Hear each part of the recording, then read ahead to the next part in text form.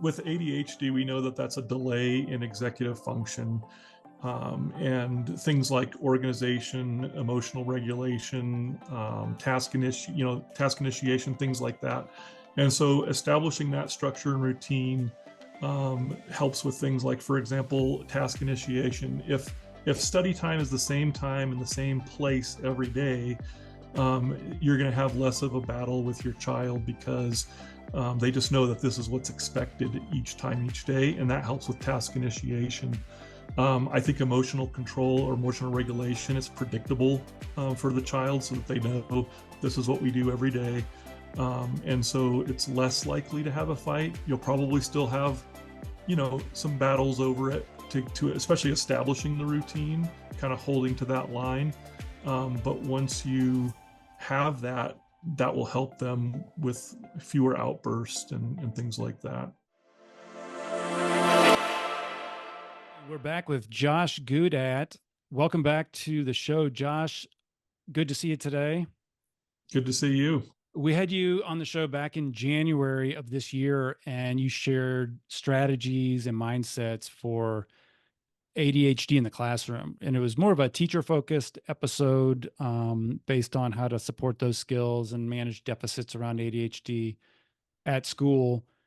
That was one of our most popular podcast episodes. So I'm really grateful and excited to have you back on today to talk about ADHD again, but this time some skills and mindsets that are appropriate for supporting skill growth and deficit mitigation at home. So this is a little bit more for parents, and you bring a ton of classroom experience to this. You're owner of academic tutoring and ADHD coaching practice here in Grand Junction, Essentials in Learning. And I have a really exciting, important announcement to make regarding that at the end of this episode. And then I was thinking about it. Also, you're a parent. I don't want to get too personal, but you have experience on that end too. So it's not just here's what you need to do at home. You actually can relate to some of the challenges of implementing these approaches at home too. So sure. And truth be told, I do not have a neurodiverse child at home parenting wise. I think a lot of my experience comes just from working with our clients at Essentials in Learning. We do family systems coaching, and a lot of the experience comes from that. So, yeah, that makes sense. So maybe just to get in the interest of time, if you just want to walk through some of these approaches that you recommend, certainly when you're working with your clients' parents, that we can all maybe try to implement today after we get done listening to this episode and see how that works for us. Sure, I'll try to be concise, but I'm thinking just a few things that are high leverage things that parents can do if they are parenting a neurodiverse child, such as somebody that has ADHD. The first thing, I think, overarching thing is just the need for structure and routine. I think ADHD children thrive with structure and routine. Having clear routines after school, before school. And most of us have clear routines before school, but I think after school, especially, having a time where they study, I think scheduling in free time, which sounds kind of crazy, but, I think scheduling that in, I think ADHD kids a lot of times will struggle with transitions. And so scheduling that time helps them to know, when each thing is happening, and can help with those transitions and things. So the parents that you work with, how do they do this? Now, obviously it depends on the child's age, but I'm guessing you want their input, but how do they do this? Is this like a paper schedule that goes up on the fridge, or what are some different ways that parents have done that? Yeah, the practical side of things, absolutely.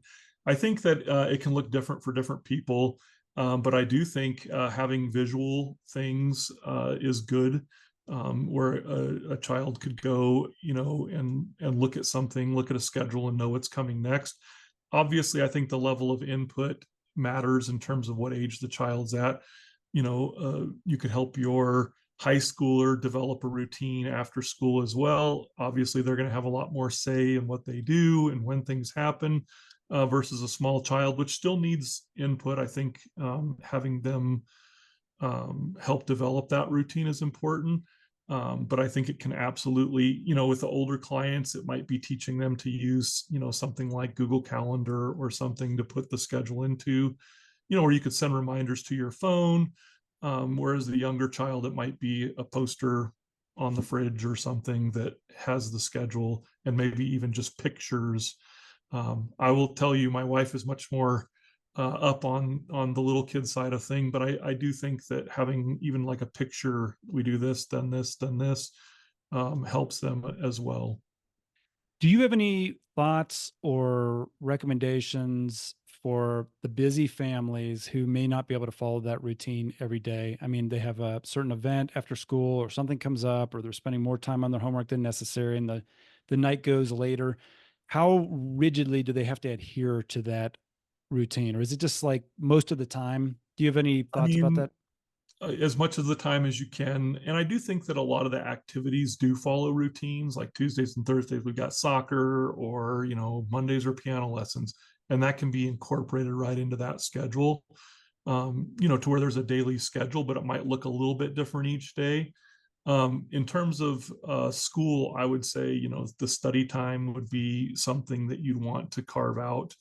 Um, and I mean, as much as possible, you'd want to do it at the same time every day and establish the same place where the student, the kiddo does it.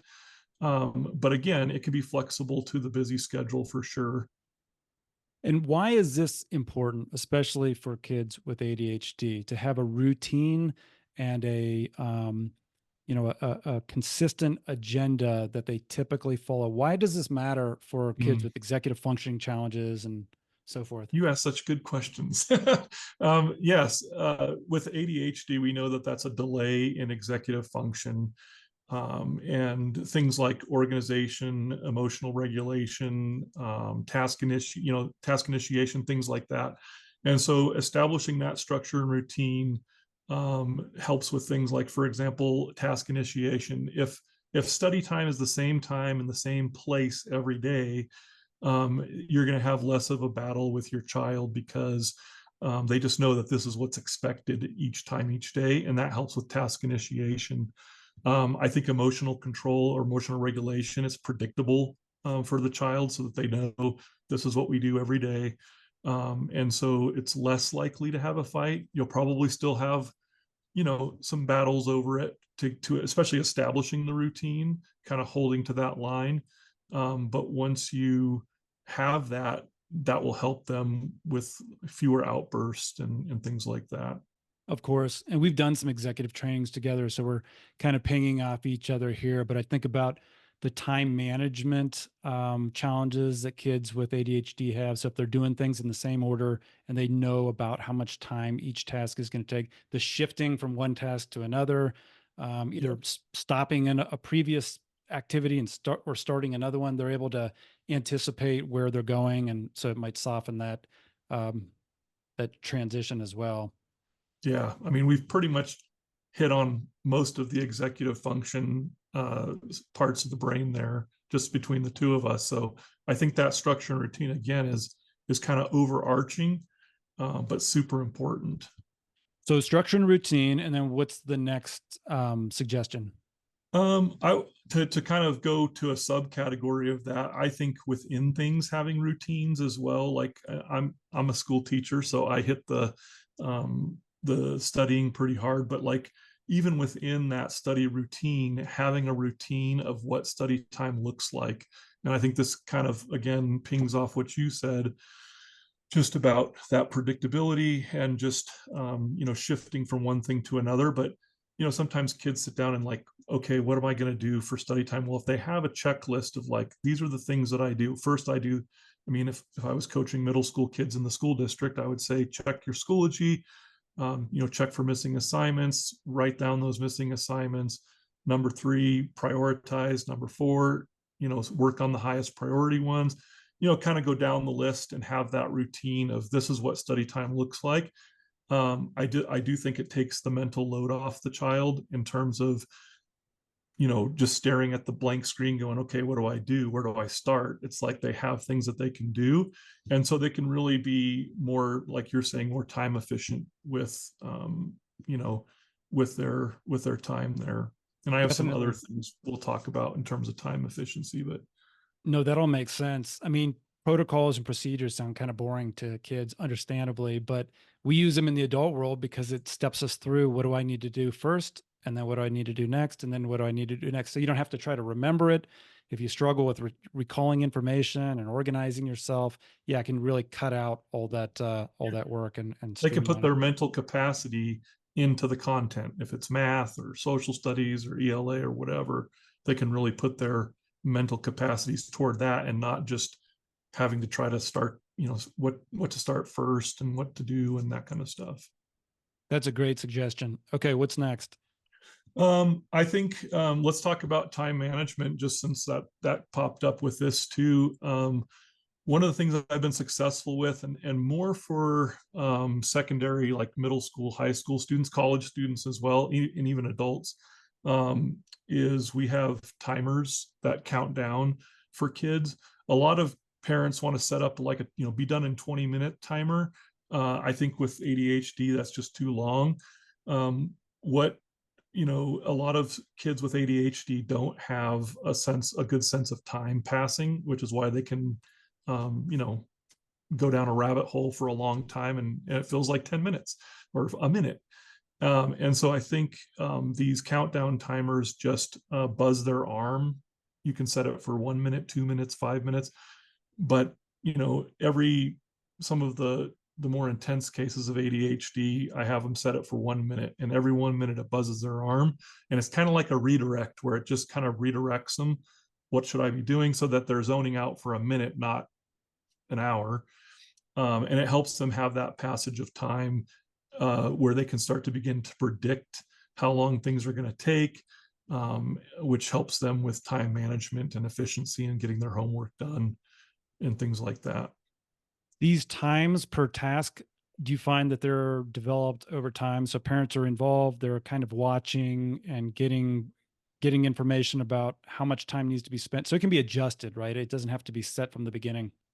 Absolutely. I mean, I think that the so like a math, like let's say you're working on like a math worksheet or something, 25 problems, and some kids with ADHD might start in on that and then get sidetracked. And anyway, this worksheet takes them an hour to do, and with the timer, they're getting their arm buzzed every 1 minute. As they work, they might start to zone off, and then the buzz goes off, and they're like, oh, wait, I'm working on this worksheet. They reset the timer and keep working on it. And so, something that might have taken an hour, takes them 10 minutes with the timer, because it helps them to just refocus themselves.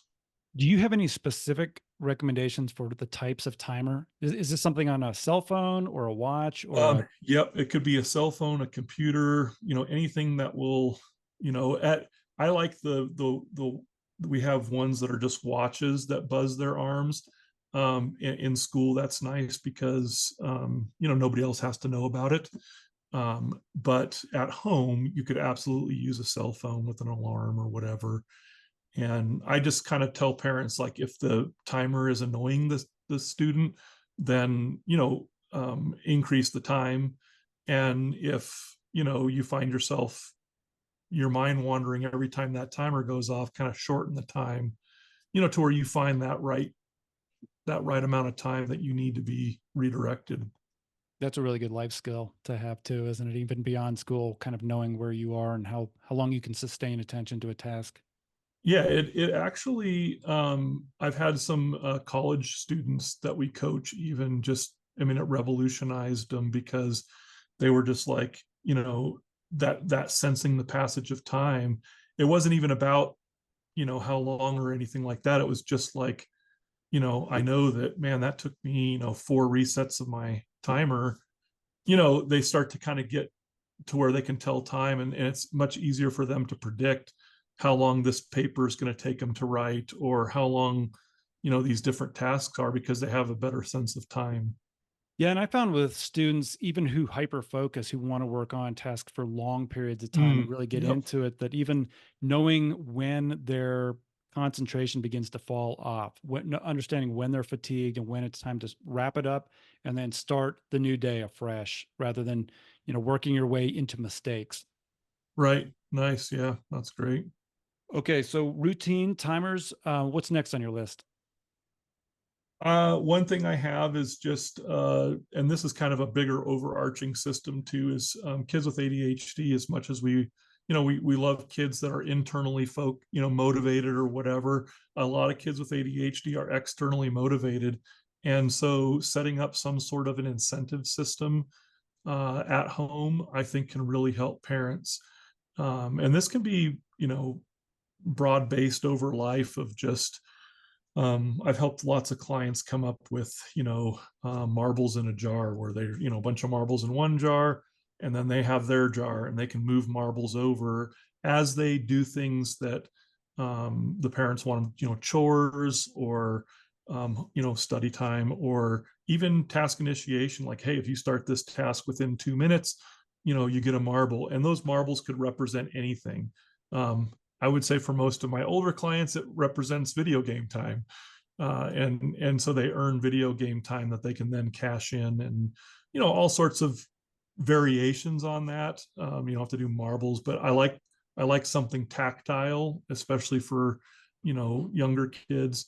But I've set up incentive systems for kids as old as 17, 18 years old, and it works surprisingly well for a variety of things. That completely makes sense. Celebrating those small wins or small achievements. I know in the clinical world, they use a PREMAC principle as a term to referring to, you do the work up front and then you get the reward, and it just kind of motivates you through it. And I think kids with ADHD definitely, need a short time with feedback, short amount of time with more feedback, which kind of leads to another routine. This kind of has more to do with studying and stuff, but it could be with chores and things, as chunking, which probably a lot of your listeners have heard of. But I think that's why chunking works so well. Is it's kind of short amount of time with some feedback in between those. So if your kid has 25 math problems that they're not excited about doing, you might give, say, hey, do these five or these three, and at the end of that, if you get them all right, we'll get you a marble or whatever the incentive is. I think that's a that can work well with chunking and stuff. That makes sense. Yeah, for kids with working memory challenges, or who, again, I guess with time management, or they see a big project ahead, and this applies to adults too. It seems so overwhelming, but if you're able to chunk it into steps, each one of those steps may be manageable, and before you know it, you're done. So that's a great tip. So we have routine, timers, incentives, and chunking. Those are great tips. Anything else? Um, the one that I think people might not have heard about, that has worked really well with some of our clients, is the idea of self-talk. I can't remember where, so you could verify this for me. But that I was reading somewhere where it talked about self-talk not occurring very much in kids with ADHD or people with ADHD. And Dr. Barkley talks about externalizing things that our brain, that people with ADHD's brain doesn't do well. And so I kind of was thinking about, like, how can we externalize self-talk? And so I've come up with some different strategies for different clients that involve self-talk.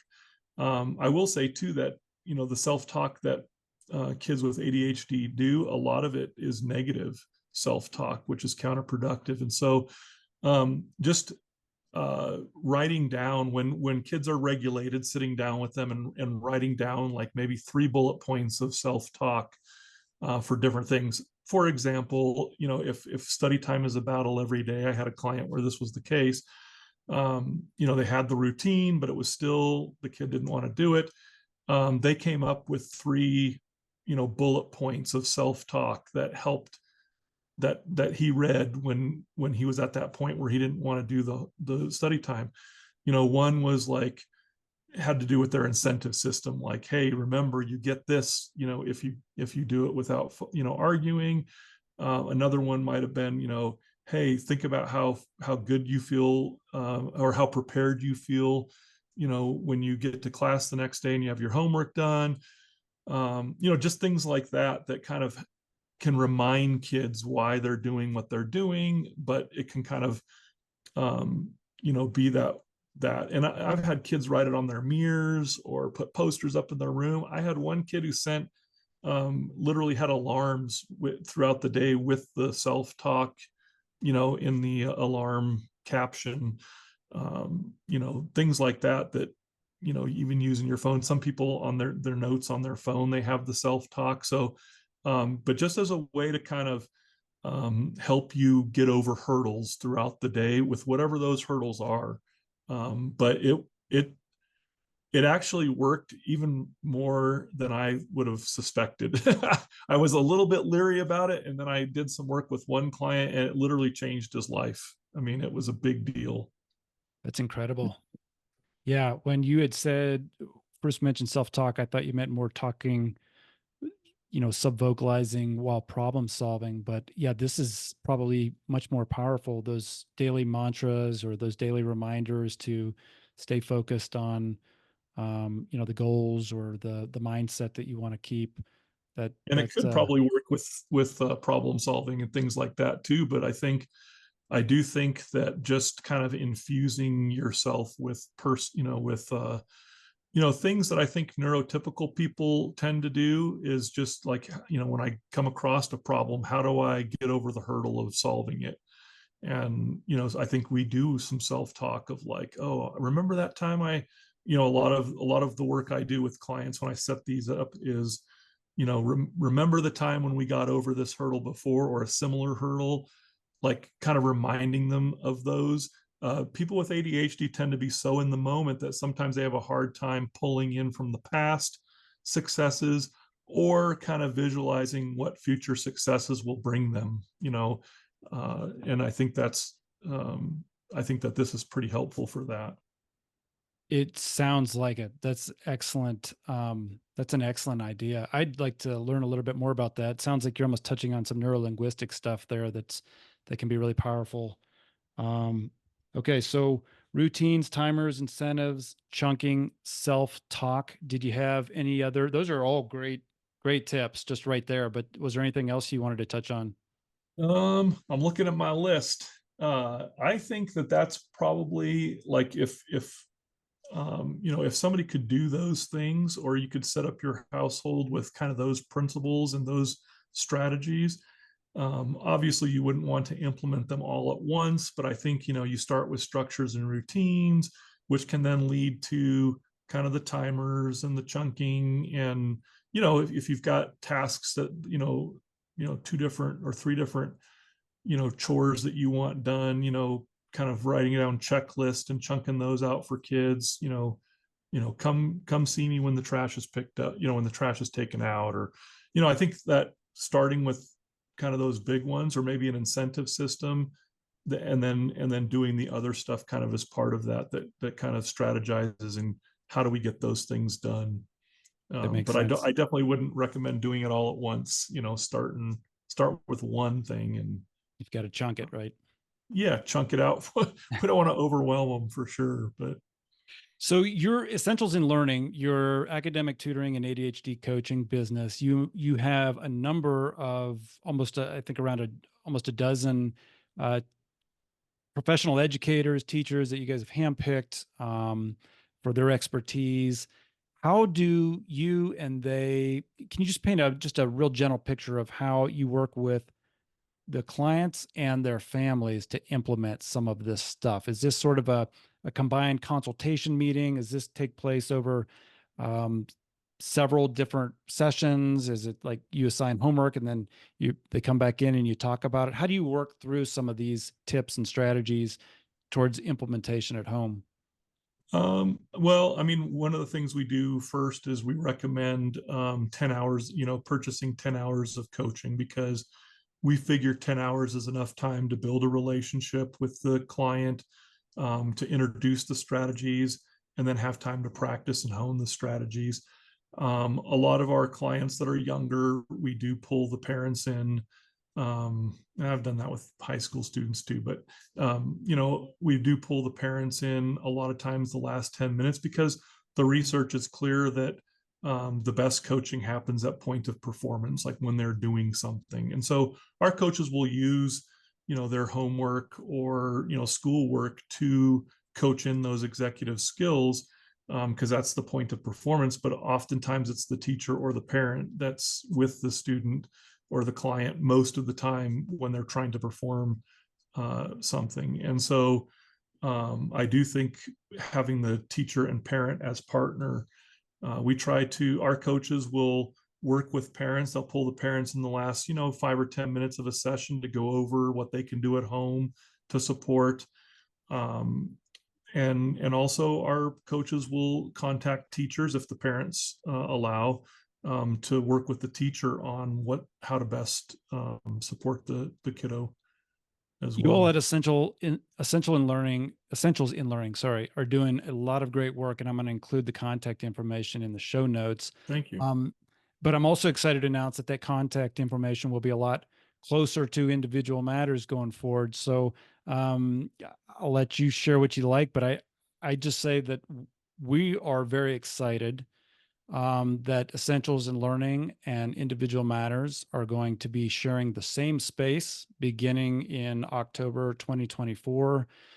We have a beautiful building. We have a lot of overlapping interests, specialties, even clients, and being able to work more closely with you guys as your educators. We do more of the clinical eval piece. It just seems like a really great fit. We're super excited to, as I said, we've worked with you guys before in trainings, but this is a really, it's just I think a great relationship opportunity moving forward to service the kids and their families in this area. So I don't know if you wanted to add any thoughts to that. I think the word synergistic comes to mind, of just being able to better serve kids, which we're both interested in serving, especially neurodiverse kids.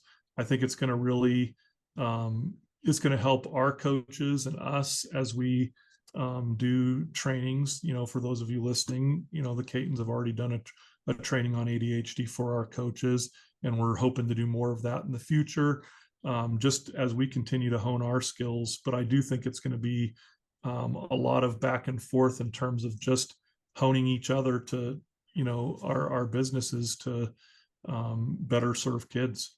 Yeah, it makes a lot of sense from our standpoint, having that education piece and the clinical eval piece. We're going to have so many great conversations. And as you said, we've done trainings, look forward to doing more trainings and more podcasts like this. I think a lot of good's going to come out of it. Agreed. So unless you have anything else, thank you for coming on again. This is another great episode with actionable tips and strategies. And I know you'll be on in the future to talk about some more stuff like this. Yep. Happy to do it. It's enjoyable to talk about things we're interested in. For sure. All right. Thanks a lot, Josh. Appreciate it. Have a good rest of your day. You too.